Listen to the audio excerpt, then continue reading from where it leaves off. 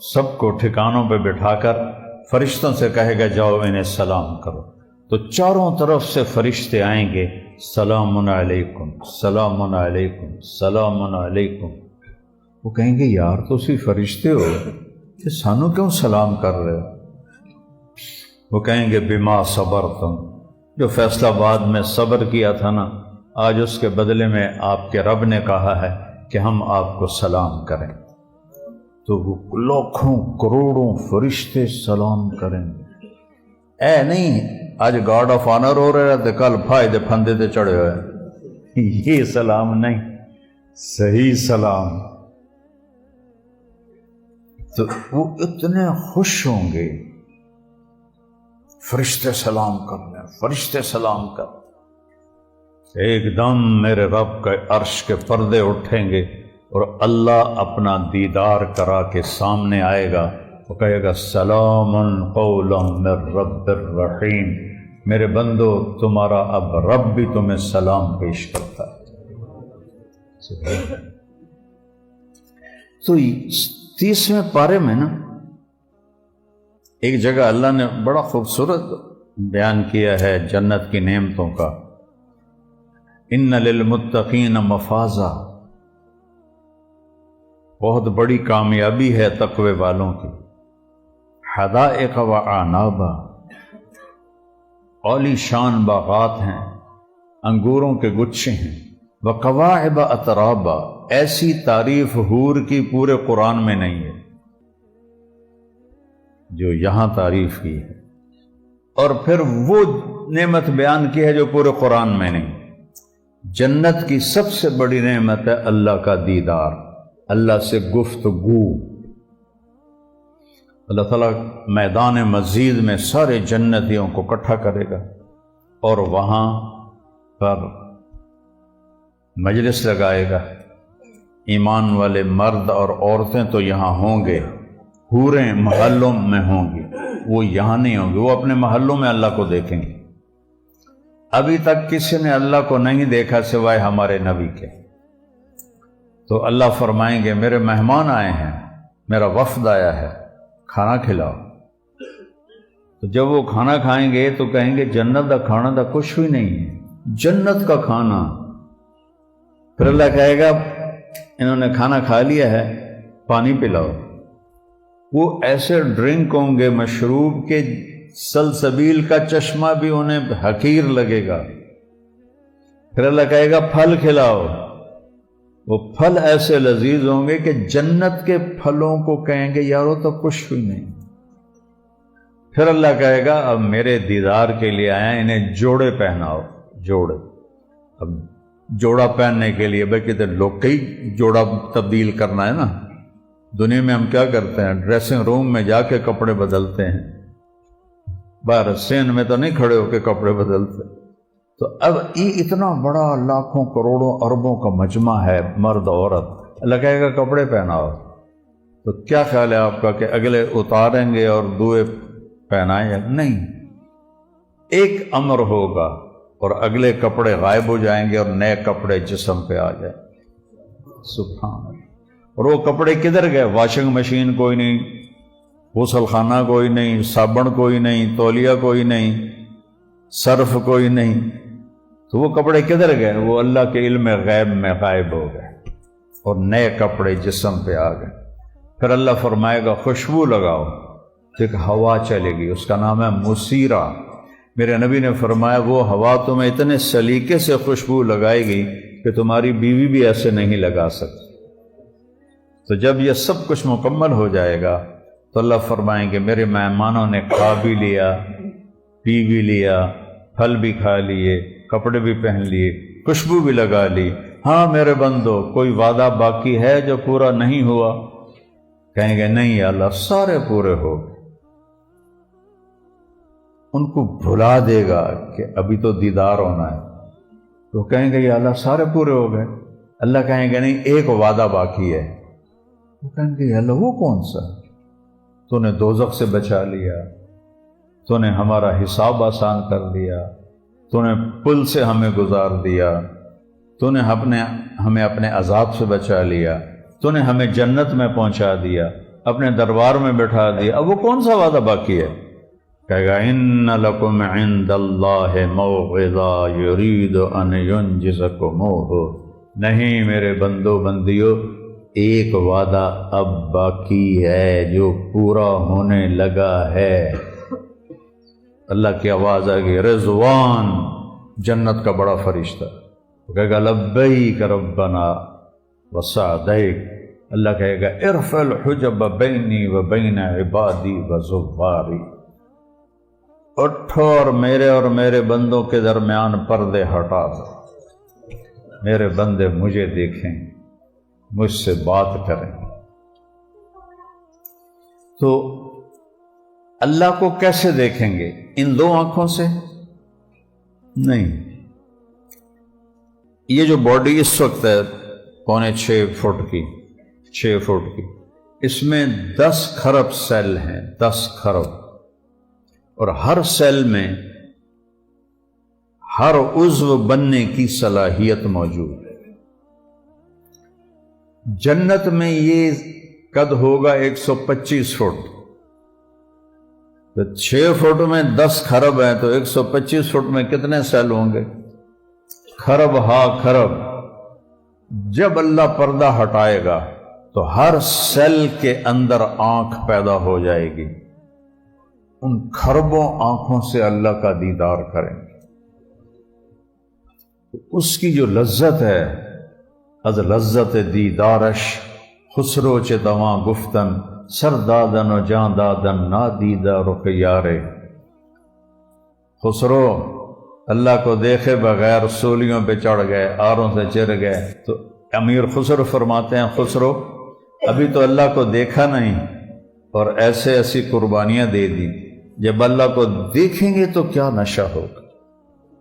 تو یہ ان دو آنکھوں سے نہیں دیکھو گے، یہاں سے لے کر پاؤں تک ہر سیل میں آنکھ بنے گی، اور آپ کھربوں آنکھوں سے اپنے اللہ کو دیکھو گے اور دیکھنے کا مزہ لو گے۔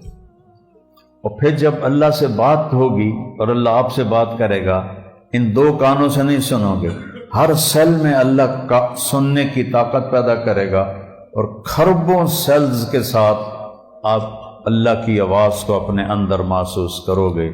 تو اس لذت کو کون بیان کر سکتا ہے؟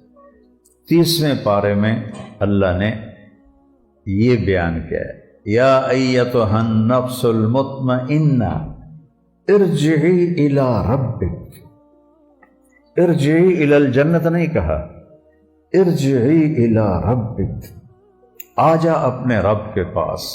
یہ سب سے بڑا بیان ہے جنت کا۔ اور ایک ہے تعالی، آجا، ایک ہے ارجعی، لوٹا، بڑا فرق ہے۔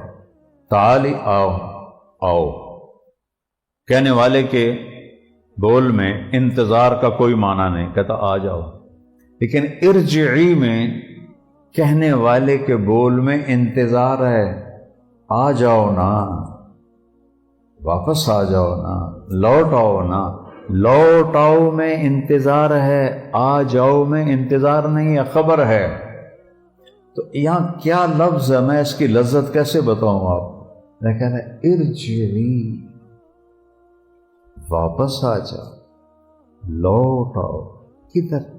اپنے رب کے پاس، الی ربک، ہوئے ہوئے ہوئے ہوئے، راضیۃ مرضیہ، تو اپنے رب پہ راضی اور رب تجھ پہ راضی۔ راضیتاً پہلے کہا ہے، مرضیتاً بعد میں کہا ہے کہ تو اپنے رب پہ راضی اور رب تجھ پہ راضی۔ پھر کہا فادخلی فی عبادی وادخلی جنتی، آ میرے بندوں کے پاس آ جا، آ جا میری جنت میں آ جا۔ جنتی کا لفظ بھی قرآن میں صرف یہیں آیا ہے، جنت جنت جنت، کہ جنتی میری جنت، یہ صرف 30ویں پارے میں۔ اور ارجعی الی ربک، یہ بھی قرآن میں کہیں نہیں، 30ویں پارے میں ہے۔ اس لیے میں کہتا ہوں جیسی جنت ان 3 لفظوں میں بیان ہوئی ہے، پورے قرآن میں بیان ہوئی ہے۔ ارجعی، جیسے آپ کا دوست کہیں گیا ہوا، آپ فون پر کہتے ہیں کب آؤ گے، کب آؤ گے میں انتظار کا معنی ہے کہ میں انتظار کر رہا ہوں کب آؤ. تو ارجعی میرے بندے آ جاؤ نا، واپس آ جاؤ. کب آؤ گے؟ کدھر؟ الی ربک، اپنے رب کے پاس. کیا کمال ہے، اضافت کیا کی، ربک، ربکم نہیں کہا، ایک ایک کو الگ الگ کہہ رہا ہے. اپنے رب کے پاس، اپنے رب کے پاس، اپنے رب کے پاس، اپنے رب کے پاس. آ جا آ جا. فادخلی فی عبادی، جو میرے پیارے ہیں ان کے پاس آ کے بیٹھ جا. وادخلی جنتی، میری جنت میں آ کے بیٹھ جا. پورے قرآن میں جنتی کا لفظ یہاں کے علاوہ کہیں نہیں ہے. ارجعی الی ربک پورے قرآن میں اس کے علاوہ اور کہیں نہیں ہے. اس لیے میں کہتا ہوں جیسی جنت یہاں بیان ہوئی ہے کہیں نہیں ہے. یہ 30ویں پارے کا نہیں، پورے قرآن کا خلاصہ ہے جو میرے رب نے بیان فرمایا ہے.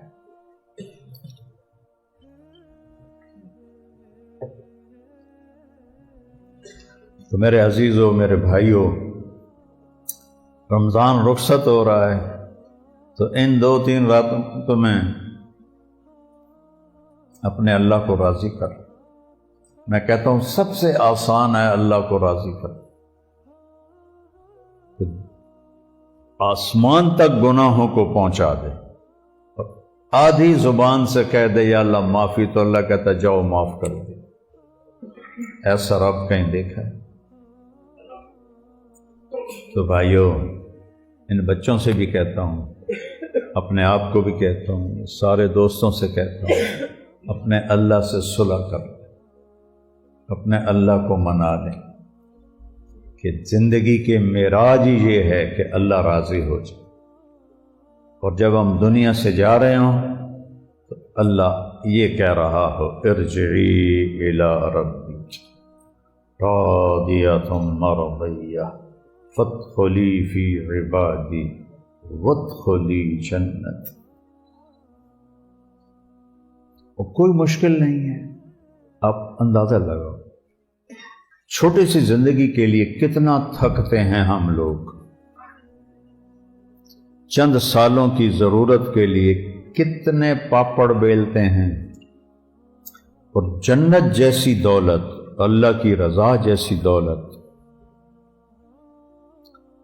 یہ دیکھو میں تمہیں مثال دیتا ہوں، اس کو دیکھنا.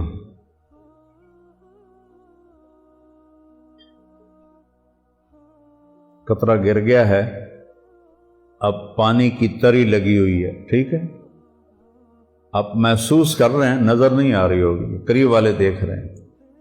جنت کے پانی میں یا سلسبیل میں یا معین میں یا رحیق میں یا زنجبیل میں یا کافور میں جتنے بھی وہاں چشمے دریا ہیں، ان میں اتنی انگلی ڈالی اور یوں باہر نکالی، اور آسمان پہ بیٹھ کے انگلی کو نیچے کر دے، اتنی جو اب پورا جڑا ہے صرف پانی ہے ڈبا ہے، یا جنتی شراب ہے ڈبا، یا دودھ ہے یا شہد ہے، آسمان پہ بیٹھ کے یوں کر دے تو پورے 7 بر اعظم میں خوشبو پھیل جائے گی.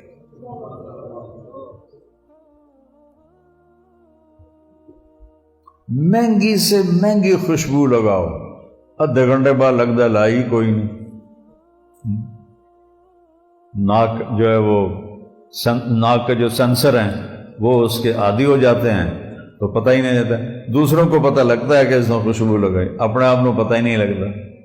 تو یہ ایک قطرہ کسی بھی پانی کا، شراب کا، شہد کا، دودھ کا، آسمان پہ بیٹھ جائے، آسمان آج تک کسی نے نہیں دیکھا، اتنا اونچا ہے، تو 7 بر اعظم اور ساری کائنات میں خوشبو پھیل جائے گی. تو اللہ نے کیا گھر بنایا ہے، کیسا بنایا ہے. اور جنت الفردوس والے وہ خوش قسمت ہیں جن کو اللہ صبح بھی دیدار کرائے گا، شام بھی دیدار کرائے گا. باقی جنتیوں کو جمعہ ہوگا، ہر جمعے، لیکن جنت الفردوس والے صبح بھی شام. اور میرے نبی نے فرمایا اللہ سارے جنتیوں کو دیدار عام کرائے گا اور ابو بکر صدیق کو دیدار خاص کرائے گا۔ کیا مان جڑیا۔ تو چلو بھائی، اللہ ہمیں بھی جنت الفردوس کے کسی کھوڑ چھوڑے بڑھا دے، کم از کم صبح و شام اللہ کا دیدار تو کریں، چونکہ اس کے سامنے تو جنت بھی کچھ نہیں ہے۔ کیا کرنا ہے؟ 5 نمازیں قضا ہو گئی، بعد میں پڑھ کے اس کی حاضری لگوا دو، ناراضگی ختم۔ سال کے بعد 30 روزے جو یوں گزر جاتے ہیں، یوں گزر جاتے ہیں، سال کے روزے 30، زکوٰۃ 2.5%، بنی اسرائیل کی زکوٰۃ 10% تھی، 100 میں 10 روپے، ہماری 100 میں 2.5 روپے۔ ان کی زکوٰۃ غریبوں کو نہیں دی جاتی تھی، پہاڑ پہ رکھی جاتی تھی، آگ آ کے جلا دیتی تھی، غریبوں کو اپنے اصل مال سے دو۔ ہماری زکوٰۃ غریبوں کو دی جاتی ہے، ان کا بھی کام بنتا ہے۔ 2.5%، 2.5% کیا چیز ہے؟ اور وہ مالداروں پر ہے، ہر ایک پر نہیں ہے۔ حج مالدار پر ہے، غریب پر نہیں ہے۔ پیچھے رہ گئے صرف 2 کام، 5 نمازیں، 30 روزے۔ اور روزے میں بھی معافی ہے، بیمار ہے تو بعد میں رکھ لے، مسافر ہے تو بعد میں رکھ لے، اگر معافی نہیں ہے تو وہ نماز ہے، نماز میں کوئی معافی نہیں ہے۔ ہاتھ جوڑ کر نماز نہ چھوڑو۔ اگر 1446 ہجری 1400 ساڑھے 1400 سال میں کسی کو نماز معاف ہوتی تو میرے نبی کے نواسے امام حسین علیہ السلام کو کربلا میں معاف ہوتی۔ میں قربان جاؤں اہل بیت پر کہ اتنی خوفناک حالت، ایسی کیفیت کے لحاظ سے ایسی جنگ کبھی نہ ہوئی نہ ہو جس میں 17 آل رسول ذبح ہوں۔ 17 آل رسول، کیا بدبخت لوگ تھے جنہوں نے نبی کی نسل کو ذبح کر دی، اور پھر کم بختوں پہ جہاں ان کی ہڈیاں ہیں وہاں بھی اللہ ان پر آگ جلا کے رکھے کہ نامرادوں نے گردنیں کاٹ لی، نیزوں پہ چڑھا لی، کوفے لے جا رہے ہیں، پھر شام لے جا رہے ہیں، وہ بغیر تو عزت سے دفن تو کر دیتے۔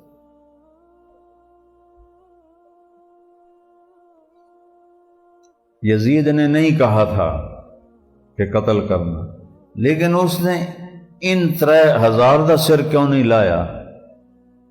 ابن زیاد کی کیا حیثیت تھی یزید کے سامنے؟ اس کی گردن اڑا دیتا، اس کے لشکریوں کی گردن اڑا دیتا۔ اس بدبخت نے ایسا کوئی قدم نہیں اٹھایا، اس لیے وہ مجرم ہے کربلا، اور اس کے سامنے میرے نبی کی اولاد کے سر گئے، اور اس کو غصہ نہیں آیا، اور اس نے ان کو بلا کے ڈانٹا تک نہیں کہ یہ تم نے کیا کیا ہے میرے سامنے، نبی کی بیٹیاں کھڑی کر دی۔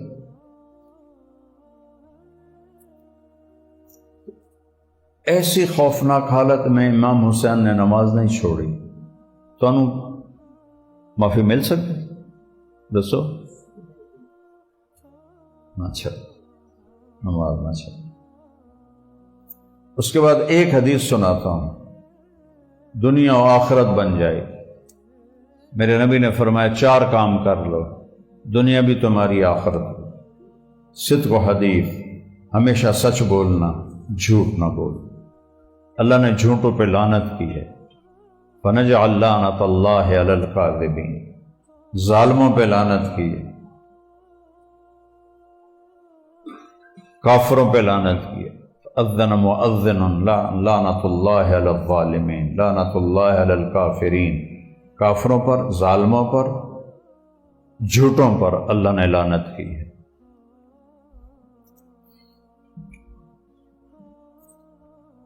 تو میرے نبی نے فرمایا سچ بولنا، جھوٹ نہ بولنا۔ نمبر 2، ہمیشہ دیانتداری سے کام کرنا، 2 نمبری نہ کرنا، دھوکہ نہ دینا، 2 نمبری نہ کرنا۔ 2، تیسرا، اپنے اخلاق اچھے رکھنا، کسی کو دکھ نہ دینا، تکلیف نہ دینا، خاص طور پہ والدین، خاص طور پہ بیوی کو عزت دینا کمال ایمان ہے۔ میرے نبی نے فرمایا قیامت کے دن سب سے قریب میرے وہ ہوگا جس کے اخلاق اچھے ہوں گے اور جس کا اپنی بیوی کے ساتھ انتہائی خوبصورت سلوک ہوگا، وہ سب سے زیادہ میرے قریب ہوگا۔ اور بیوی کو ہی سب سے زیادہ ذلیل کیا جاتا ہے۔ ہمارا جو سسرالی معاشرہ ہے وہ ہندی ہے، اسلامی نہیں ہے، ہندی معاشرہ ہے۔ ہمارے ہاں اسلام آیا تصوف کے راستے، تصوف میں صرف عبادات پہ زور تھا، معاشرت پہ کوئی نہیں تھا۔ پھر علماء زیادہ یہاں فلسفی تھے، فقہ زیادہ تھا، سیرت کوئی نہیں تھی، تو نبی والی زندگی گھروں میں نہیں آئی۔ گھروں میں اب بھی ہندی زندگی ہے، ہندی معاشرت ہے۔ اس لیے لوگ اپنی بیٹیوں کو کس محبت سے پالتے ہیں، اور سسرال والے اس کا تیا پانچا کر کے رکھ دیتے۔ کوئی خوش نصیب ہوتی ہے جس کو اچھا گھر مل جاتا ہے کہ خامند بھی محبت کرتا ہے، ساس بھی، سسر بھی محبت کرتے ہیں، ورنہ وہ ان کے تیروں کا شکار رہتی ہے اور ان کے تانے سن ڈپریشن کی مریض ہو جاتی۔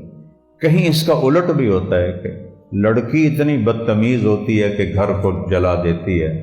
یہ کیس ہیں لیکن تھوڑے ہیں، زیادہ کیس ہیں کہ سسرالی معاشرہ بہت ظالم، بہت ظالم، آنے والی کی عزت کوئی نہیں۔ جو بیٹی دے دے یار، پیچھے کچھ رہ گئے۔ ایک لڑکا میرے پاس آیا، کہا جی مولانا میری بہن کو اس کے شوہر نے گھر بھیج دیا ہے، جب فریج لے کے آتا میرے گھر آویں نہیں تنا۔ میں کہا پتر میں تنہیں لے دینا فریج، پر میرا دل لے آئے کہ وہ فریج میں اس نامراد دے سرے چ مارا کہ انہوں پتہ لگ گئے کہ کسی دی بیٹی دی کی قدر ہوندی۔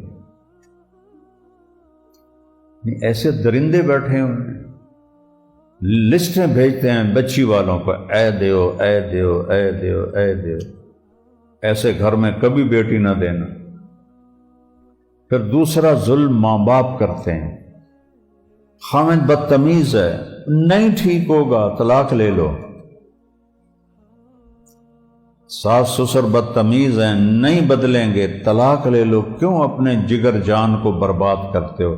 بیٹی صبر کر، بیٹی صبر کر، تو نبھا، ساڑی بےزتی ہے، تین طلاق ہو جاوے۔ اور اللہ کے بندو، جس کو تم نے جنا ہے وہ ذبح ہو رہی ہے، تم اپنی ناک بنا رہے ہو کہ ساڑی بےزتی ہے، 1000 دفعہ بےزتی ہو۔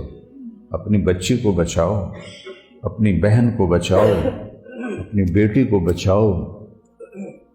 میرے نبی نے فرمایا جو اور بیوی پہ ہاتھ اٹھاتا ہے وہ انسان ہی نہیں ہے۔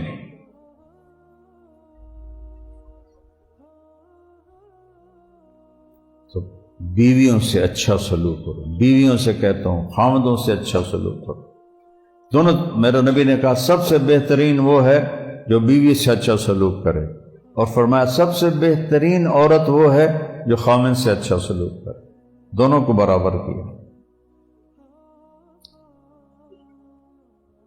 نبی والی معاشرت پڑھو۔ میرے نبی نے 11 شادیاں کیوں کی؟ شوق کی نہیں تھیں۔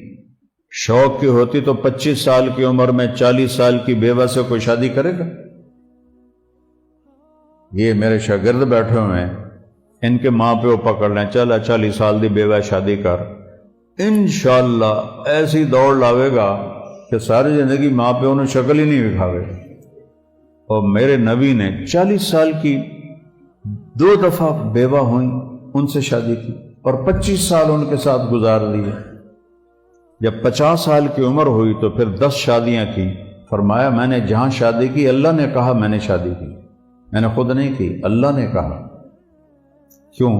زندگی سمجھانے کے لیے، زندگی سمجھانے کے لیے۔ اما عائشہ چھوٹی عمر کی تھی، آپ ان کے پاس کھانے پر بیٹھتے، نوالا ان کے منہ میں ڈالتے محبت کی وجہ۔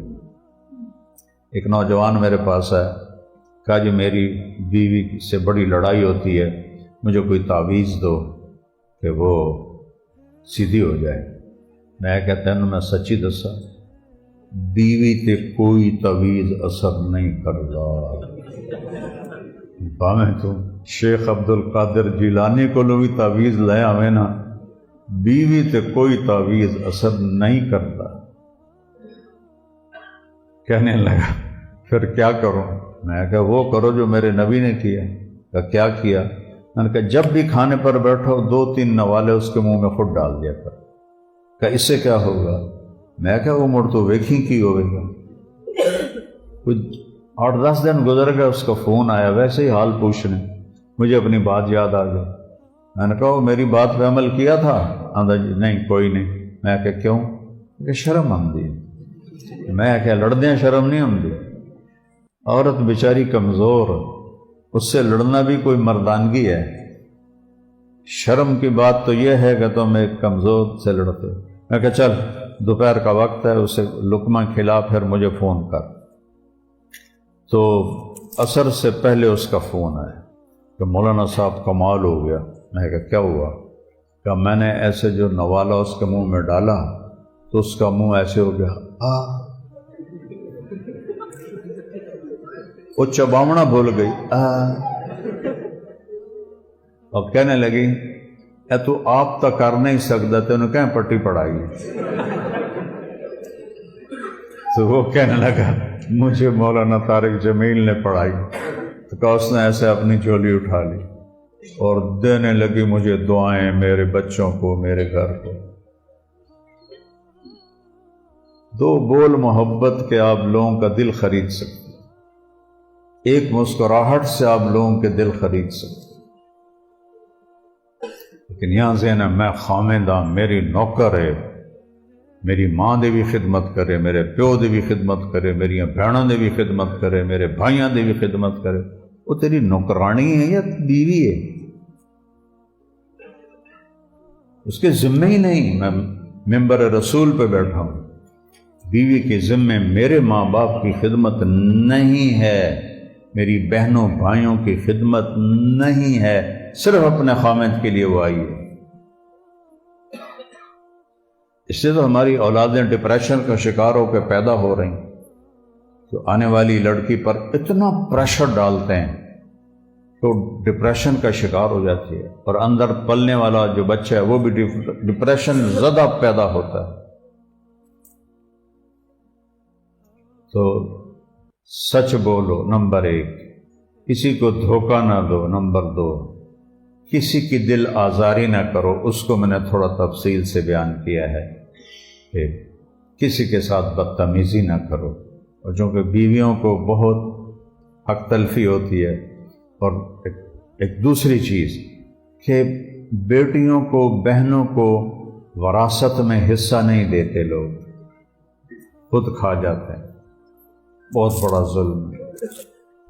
کوئی چوری کرتا، کوئی جوتی اٹھاتا ہوا پکڑا جائے تو سارے نمازی رالکنوں لتر مارنا شروع کر دیں۔ جس نے اپنی بہن کی جائیداد ہڑپ کر لی، اس کمبخت سے بڑا بھی کوئی چور ہو سکتا ہے؟ کہ ایک پیٹ سے نکلے ہوئی بہن، ایک چھاتی کا دودھ پینے والے بہن بھائی، اللہ نے اس بچی کا حق رکھا ہے باپ کی جائیداد میں، ماں کی جائیداد میں، اور بھائی سارا کھا جاتا، حرام ہو جاتا ہے سارا رزق۔ اپنی بیٹیوں کو جائیداد نام کر کے مرو، نہیں تو تمہارے بیٹے نہیں دیں گے۔ پورا پاکستان پھر کے بتا رہا ہوں، کسی صوبے میں بیٹیوں کو دینے کا کوئی رواج نہیں، چاہے کوئی دیندار ہے، چاہے کوئی داڑھی والا ہے، چاہے کوئی بڑا صوفی بزرگ ہے، چاہے کوئی تبلیغی ہے، چاہے جو بھی اس کے ساتھ لیبل لگا ہوا ہے، بہنوں کو کوئی حصہ نہیں دیتے۔ دیا کرو، اللہ نے حصہ رکھا ہے۔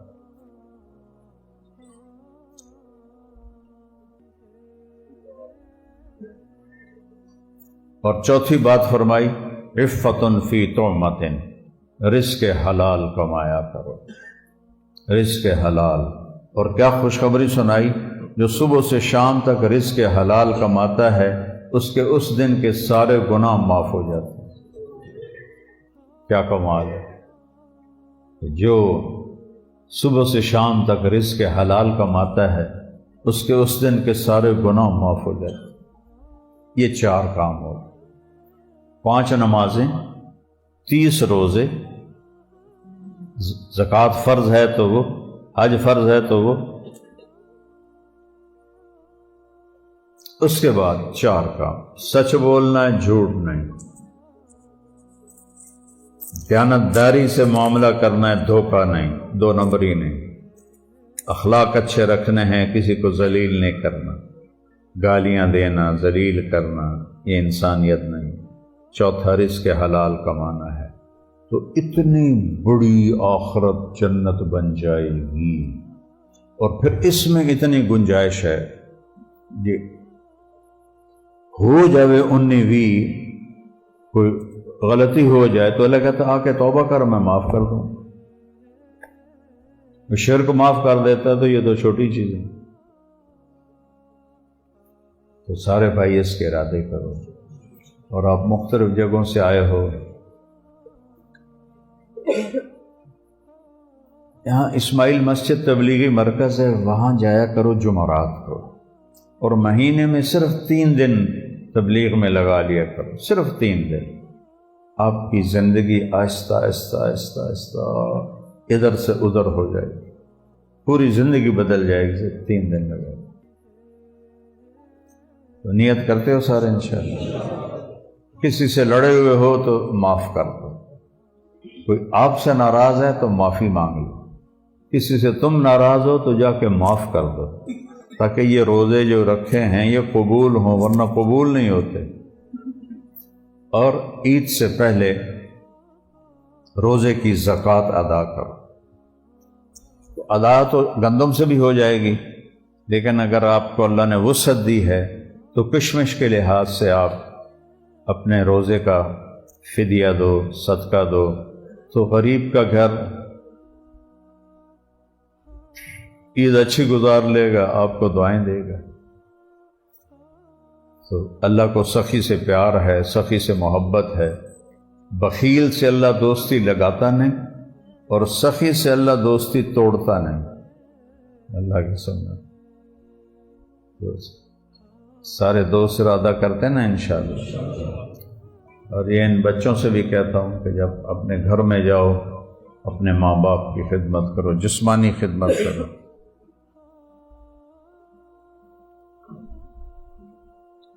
میرے والد ناراض تھے نا جب میں میڈیکل چھوڑا اور میں نے کہا میں مولوی بنوں گا، تو 1971 کی بات ہے، تو اس وقت تو مولوی بننا ایک گالی تھا، اور خاص طور پر جو ہم لوکل ذمہ دار ہیں جن کو جانگلی لوگ کہتے ہیں، ہم جانگلی کلچر کے ذمہ دار ہیں، تو ہمارے ہاں تکبر اور منہ چھونچی رکھنا یہ ایک فخر کی بات تھی۔ تو میرے باپ ہضم نہ کر سکے کہ مولوی بنے گا، میرا بیٹا مولوی بنے گا۔ کہاں میں لاہور، اتنا سا تھا مجھے لاہور بھیج دیا، 11 سال میری عمر تھی جب مجھے لاہور پڑھنے بھیج دیا کہ ڈاکٹر بننا، ڈاکٹر۔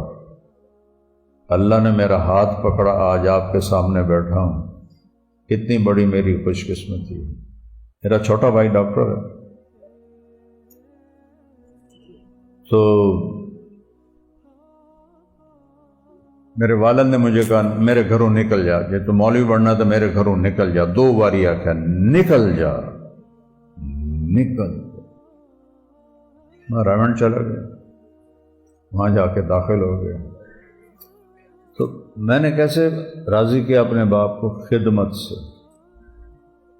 میں جب گھر آتا تھا تو پھر مجھے نکالا نہیں ہو، باپ والی شفقت بھی تھی نا، تو نوکر آتے تھے رات کو دبانے کے لیے، تو میں ان سب کو بھگا دیتا اور میں اکیلا اپنے باپ کی جسمانی خدمت کرتا، ان کے پورا بدن دباتا، کمر دباتا، سر میں تیل لگاتا۔ اس ایک عمل نے میرے باپ کو آہستہ آہستہ آہستہ آہستہ بالکل موم کر دی، اور اللہ ان کے درجے بلند کرے۔ پھر عمر کے آخری حصے میں، کوئی عمر زیادہ نہیں تھی، 68 سال کی عمر میں ہارٹ اٹیک سے فوت ہو گئے، حالانکہ کبھی میرے والد بیمار ہوئے ہی نہیں تھے، ذمہ دار آدمی تھے، پیدل چلنا، زمینوں پر جانا۔ تو آخری ایام میں جب خدمت کرتا تو مجھے کہتے، پتر میری آنکھیاں تو نہیں ویکھنا، پر تو ویکھی ہیک دیں اللہ تینوں بڑی عزت دے وے۔ یہ جملہ میں نے اتنا سنا اپنے باپ سے، میرے کانوں میں گونج رہا ہے کہ بیٹا میری آنکھیں تو نہیں دیکھیں گی، لیکن تم دیکھنا ایک دن اللہ تمہیں بہت عزت دے گا۔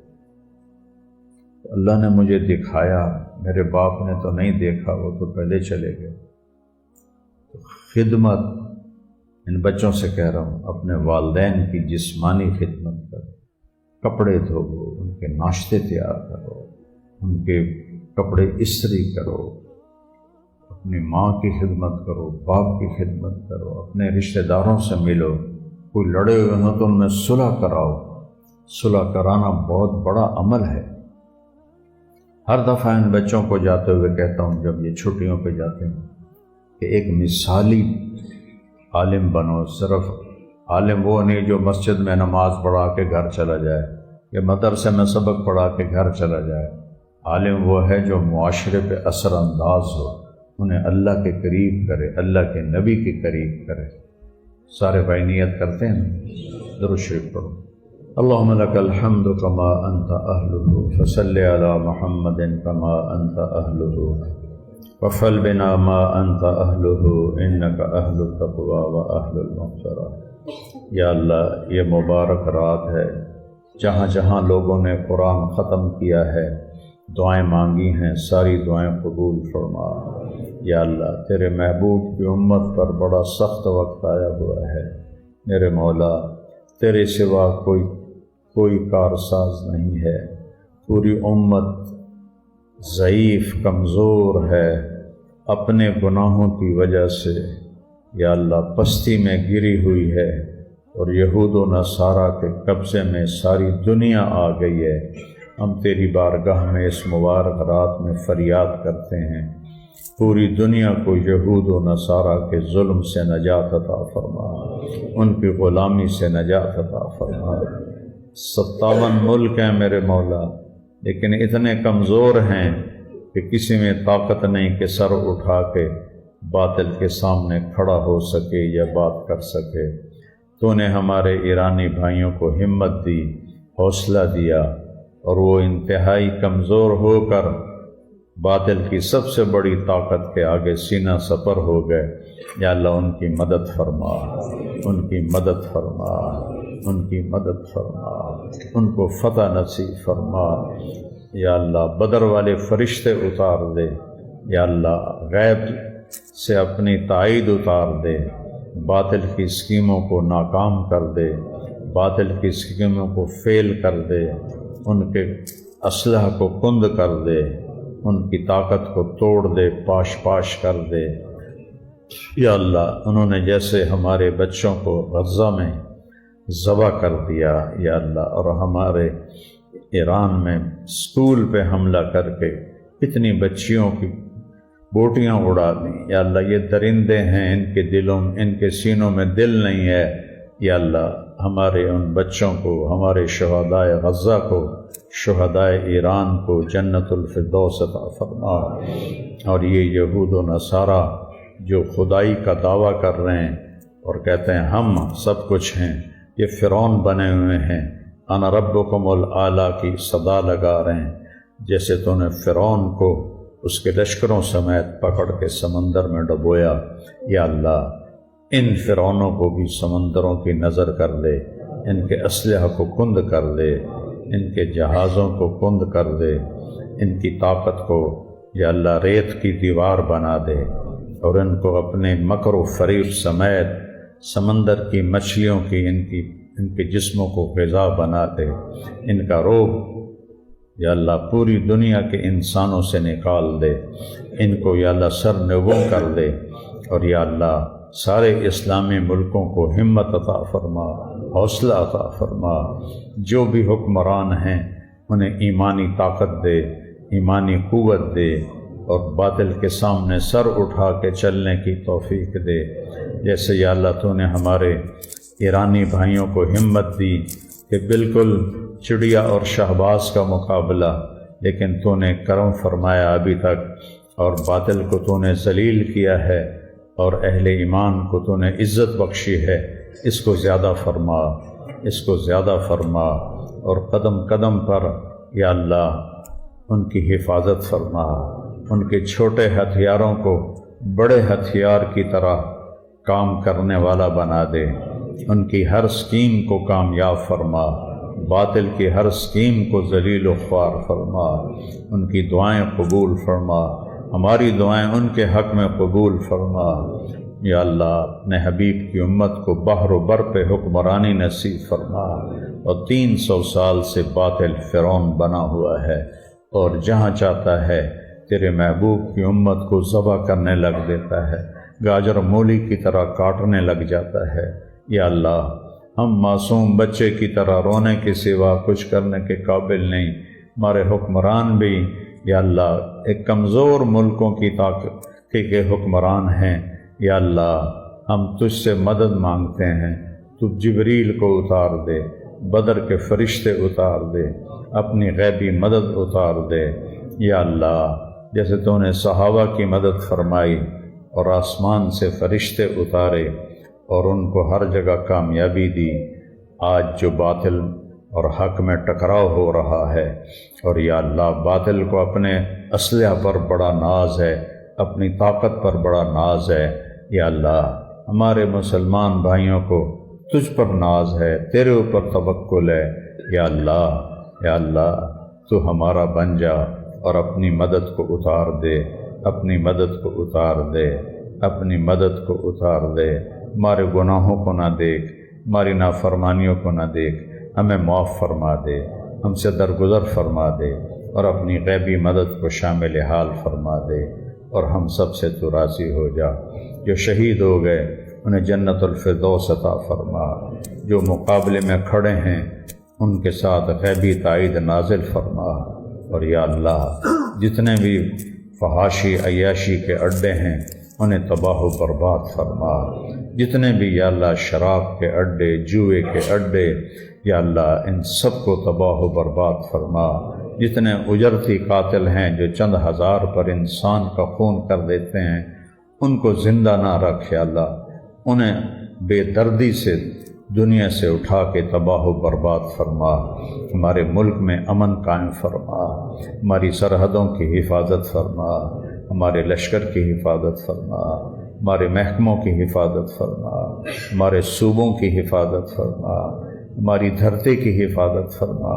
یا اللہ مہنگائی کا عذاب ہے، اپنے رحم اپنے حبیب کے طفیل مہنگائی کو ختم فرما، چیزوں کو سستا فرما، چیزوں کو سستا فرما، راہوں کو پرامن فرما، صوبوں میں امن قائم فرما، بلوچستان میں، سرحد میں، پنجاب میں، سندھ میں یا اللہ امن ہی امن قائم فرما۔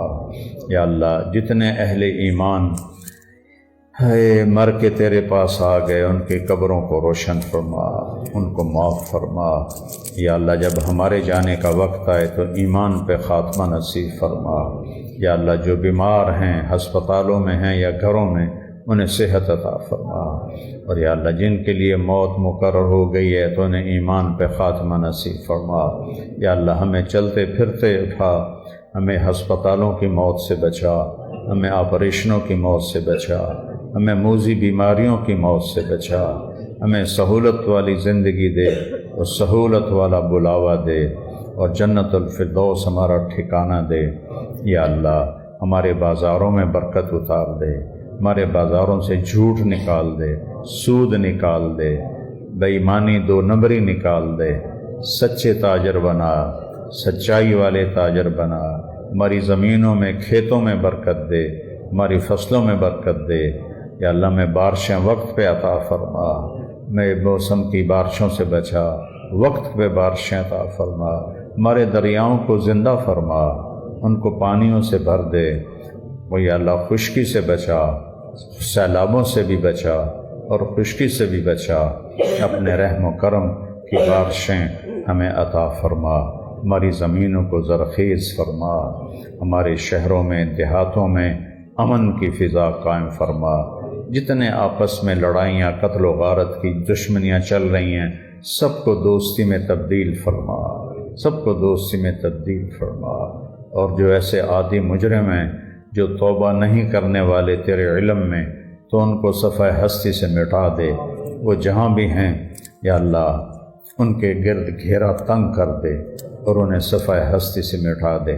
ان سارے بھائیوں کو قبول فرما، جو اندر بیٹھے ہیں، جو باہر کھڑے ہیں، سب کے دلوں میں جو فریادیں مچل رہی ہیں اپنے کرم سے ان فریادوں کو پورا فرما، اپنے غیب سے پورا فرما، اپنے غیب سے ہر خیر عطا فرما۔